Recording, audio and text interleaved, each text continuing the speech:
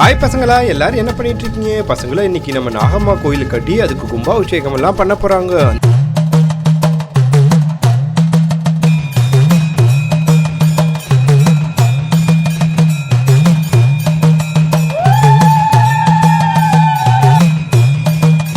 கும்பாபிஷேகத்தை தடுக்கிறதுக்கு பல்லருக்கு நிறைய வேலை பண்றா. என்ன நடந்துச்சுன்னு பாக்கலாமா? கோயம்புத்தூர் பக்கத்துல இருக்கிற தொண்டாமுத்தூர் பக்கத்துல இருக்கிற கோயில்ல எல்லாரும் வெயிட் பண்ணிட்டு இருந்தாங்க. பசங்களா பாத்தீங்களா, நாகம்மா கோயில் சூப்பரா கட்டிருக்கீங்க. இதுக்கு இன்னைக்கு நம்ம ஜாம்னு கும்பாபிஷேகம் எல்லாம் பண்ணிடலாம். அப்படியே சூப்பர் சூப்பர். இதுக்கு பூஜை எல்லாம் பண்ணலாம். அங்க பாருங்க, கருசாமி எல்லாம் வந்துட்டாரு. ஹாய் பசங்களா, எல்லாரும் என்ன பண்ணிட்டு இருக்கீங்க? நாகம்மா கோயில் சூப்பரா இருக்கு, சூப்பரா கட்டிருக்கீங்க. பூசாரி ஐயா, அடுத்து என்ன பண்ணணும் சொல்லுங்க. கருப்புசாமி, இந்த கோயில் வீட்டுல இருக்கிற சிலையை எடுத்து கொண்டாந்து இந்த நாகம்மா சிலை முன்னாடி வைக்கணும். ஏற்கனவே சிலை செய்ய எல்லாமே கொடுத்தாச்சு. அப்படியா? அப்பனா கண்டிப்பா எடுத்து வந்துடுறேன். நான் சங்கிலி கருப்பை கூட்டிட்டு போய் எடுத்து வந்துடுறேன்.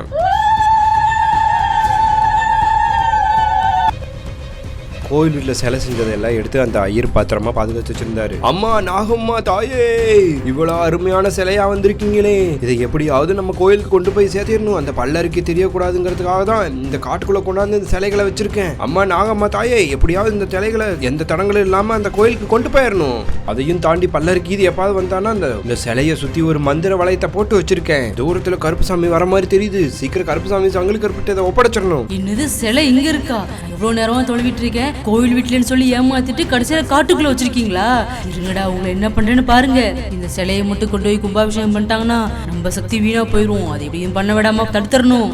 உள்ள போய் பார்த்தா அவனால உள்ளேயே போக முடியல. மந்திர வளையம் இருக்கிறனால அந்த சக்தி அவளை தடுக்குது. என்னடா இது, உள்ள போகணும்னு நினைச்சா உள்ள போக முடியல. ஒருவேளை மந்திர வளையம் போட்டிருப்பாங்களோ, பின்னால தானே போக முடியல. ஏ பூசாரி, இப்ப என்ன பண்றேன்னு பாரு.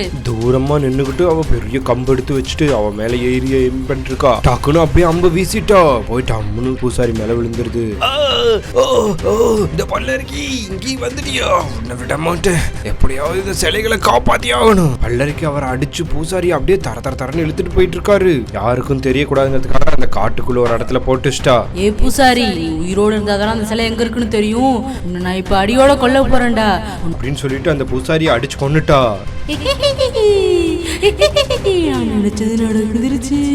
ரொம்ப நேரம் சங்கிலி கருப்பும் கருப்புசாமி ரொம்ப நேரம் தொலைவியும் அந்த பூசாரியை கண்டுபிடிக்க முடியல. கோயில் வீட்டுக்கு போய் பார்த்தோம். கோயில் வீட்லயும் ஆனா எங்க தான் இருக்காரு அந்த பூசாரி ஐயா? எவ்வளவு நாளைக்கு முன்னாடியே சிலை செய்யன்னு சொல்ல செஞ்சுட்டேன்னு சொன்னாரு. எங்க வச்சிருக்காருன்னு தெரியல. சிலை எங்கெல்லாம் காணா. டைம் வேற ஆயிட்டே இருக்கு சங்கிலி கருப்பு. இப்ப என்ன பண்றதுன்னு என்னன்னே புரியலையே.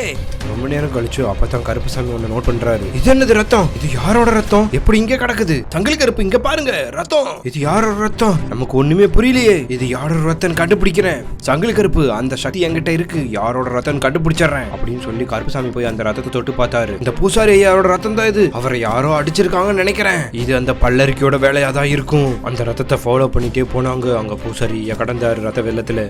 ஐயா பூசாரி ஐயா, உங்களுக்கு என்ன ஆச்சு? இங்க பாருங்க கருப்பு சங்கிலி கருப்பு, நம்ம பூசாரி ஐயா யாரோ அடிச்சிருக்காங்க. பூசாரி ஐயா என்னாச்சு? எதனால இங்க விழுந்து கிடக்குறீங்க? சிலையெல்லாம் எங்க? வந்துட்டீங்களா கருப்புசாமி?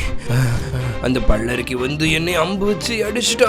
இழுத்து கொண்டாந்து இங்க போட்டுட்டா. யாருக்கும் தெரியக்கூடாதுங்கிறதுக்காக என்னை இழுத்து கொண்டாந்து இங்க போட்டு வச்சுட்டா. சரி, இப்ப எங்க சிலை எங்க இருக்கு சொல்லுங்க. சிலை யாருக்கும் தெரியக்கூடாதுங்கிறதுக்காக அந்த வானமலை அடிவாரத்துல ரொம்ப தூரம் தள்ளி உள்ள இருக்கு. போய் எடுத்துக்காங்க. சரிங்க பூசாரி ஐயா, நான் உடனே எடுத்துட்டு உங்களை வந்து காப்பாத்துறோம். ஒன்னும் கவலைப்படாதீங்க. என்னை பத்தி கவலையை விட்டுருங்க. நீங்க போய் கோயிலுக்கு கும்பாபிஷேகம் பண்ணுங்க. என்ன கும்பாபிஷேகம் செய்யறதுக்கு ரொம்ப நேரம் ஆச்சு. இன்னும் கருப்புசாமி சங்கிலி கருப்பு போனாங்க. இன்னும் சிலை வரல. ஒருவேளை பல்லருக்கு ஏதாவது பிரச்சனை பண்ணிருப்பாளோ? நம்ம இன்னைக்கு கும்பாபிஷேகம் பண்ண முடியலன்னா இன்னும் 20 வருஷத்துக்கு கும்பாபிஷேகமே பண்ண முடியாது. நல்ல நேரம் போயிடும். அதுக்கப்புறம் நாகம்மா குகுந்த நாள் வராது. நம்ம ஊரையே அந்த பல்லருக்கு அழிச்சிருவா. ஐயா, என்ன சொல்றீங்க? கவலைப்படாதீங்க, எப்படி நாகம்மா தலை வந்துரும். மறுபுறம் அந்த பக்கம் கருப்புசாமி சங்கிலி கருப்பு போய் அந்த நாகம்மா சிலையை கண்டுபிடிச்சாங்க. சங்கிலி கருப்பு, இங்க பாருங்க, இந்த பக்கம் இருக்கு சிலை. அம்மா தாயே, நாகம்மாவே, எப்படியோ உங்க சிலையை கண்டுபிடிச்சிட்டோம். சங்கிலி கருப்பு வாங்க, இந்த சிலையை ஆளுக்கு ஒண்ணு தூக்கிட்டு போயிடலாம் வாங்க. தாயே, உன்னோட சிலையை தூக்கிட்டு போறோம். கருப்புசாமி ஒரு பெரிய சிலையை தலையில வச்சு தூக்கிட்டு போயிட்டாரு. மீதி இவ்வளவு சிலை இருக்கு, இது எப்படி தூக்கிட்டு போறது? நம்மளால தூக்கிட்டு போக வேற முடியாது. பேசாம ஒரு வலையை எடுத்து அதுல போட்டு வச்சு எடுத்துட்டு போயிட வேண்டியதான் அப்படின்னு சொல்லிட்டு ஒரு வலையை போய் எடுத்து வந்து அந்த வலையில எல்லா சிலையும் வச்சுட்டாரு. என்னடா இது, இழுக்கவே முடியல. எப்படிதான் பண்றது? எப்படியாவது ரொம்ப கஷ்டப்பட்டு இதை இழுத்துட்டு போயிட வேண்டியதான். சங்கிலி கருப்பு அந்த சிலையை ரொம்ப கஷ்டப்பட்டு அப்படியே இழுத்து போயிட்டு இருந்தாரு. அந்த வனஜாங்குடி காடுகளை தாண்டி கண்புல் கருப்பு போயிட்டு இருக்கும் போதுதான் அந்த பல்லருக்கு வந்தா.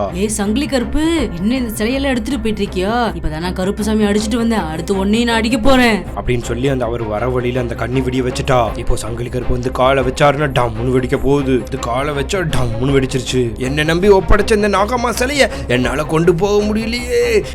நாகம்மாவே, ஏதாவது ஒரு ஐடியா தோண விடு. லட்சுமி லட்சுமி அப்படின்னு சொல்லி கூப்பிட்டாரு. அப்பதான் அந்த மாடு வந்துச்சு. சங்கிலி கருப்பு, என்ன ஆச்சு? நாகம்மா சிலை ஏன் இப்படி கீழே கலந்து கிடக்குது? சீக்கிரம் சொல்லுங்க. லட்சுமி, வர வழியில அந்த பாம்பு வச்சு அந்த பல்லருக்கு என்ன அடிச்சுட்டா. எப்படியாவது இந்த சிலையை கொண்டு போயிரு ஊருக்குள்ள.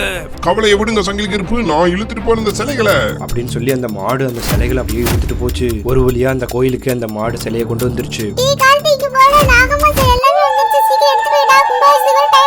இந்த நாகம்மா சிலையை ஒண்ணுன்னா எடுத்து வச்சாங்க.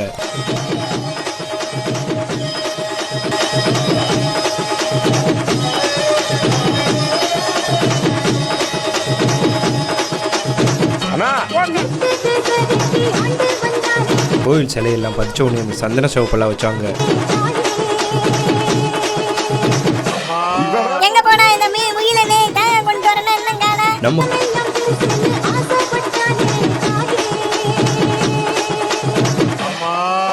நம்ம கோயில் வழக்கப்படி சந்தன சிவப்பு தூந்துனவனே பட்டா துணி போட்டணும். அது கோயில் வழக்கப்படி அந்த பெண் தெய்வம் தான் போய் எடுத்துட்டு வந்து துர்காதேவி போய் எடுத்துட்டு வாங்க. மீனாட்சி அம்மன் போய் அந்த பட்டத்தை எடுத்து கொண்டாந்து அந்த நாகப்புத்து மேல போட்டாங்க. எல்லாமே முடிஞ்சதுன்னே கும்பாபிஷேக பூஜை ஆரம்பமாச்சு.